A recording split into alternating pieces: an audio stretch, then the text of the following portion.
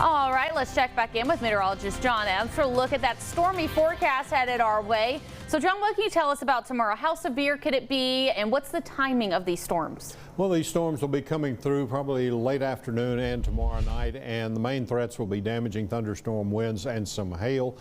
So that's kind of what we're looking at and thinking for tomorrow. This is Futurecast. As we go through the night, we will go in with some breaks in the clouds. Then by 11 o'clock, we'll see a line of thunderstorms beginning to develop and approach the metroplex at that point. Breaks up pretty soon before it gets into our northwestern counties, but there is a chance that some of those showers could hold together long enough to put about a 20 to 30% chance in the forecast for these counties. Van Zandt on up toward Rains County and those areas might see some showers. But then as we get to Sunday afternoon, we'll start to see some more potent showers and thunderstorms develop in a line from around Texarkana and then back toward the Tyler vicinity.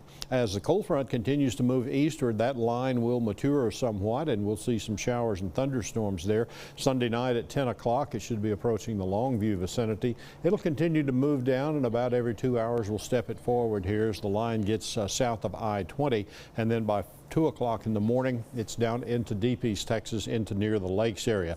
After that, the line should clear East Texas, and we'll see just some scattered clouds around, but the rain should be coming to an end pretty rapidly at that point.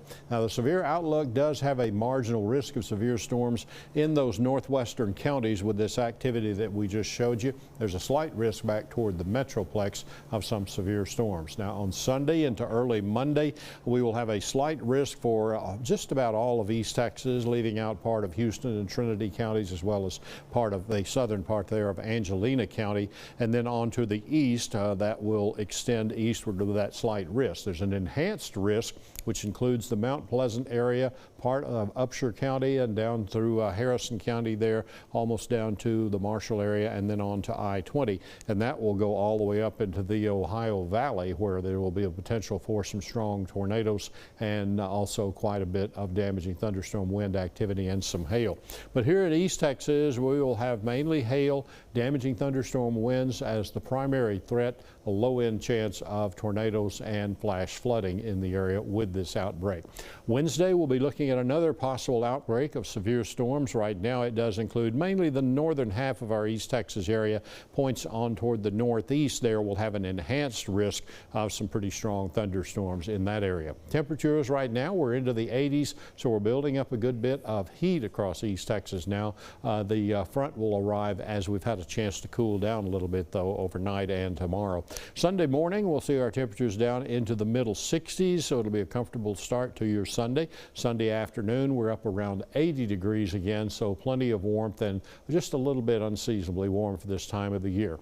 Overnight, expect a low around 66, 30% chance of some thunderstorms after midnight in our northwestern counties, and then as we go through the day tomorrow, we'll have a 30% chance of some afternoon showers and thunderstorms. Some of those could be severe. We'll also have pretty strong south winds as well. Get a break on Monday and Tuesday, then more showers and thunderstorms show up toward the end of the week and on into next weekend. Similar conditions coming up for you in deep East Texas. You can check that forecast anytime at KETK.com.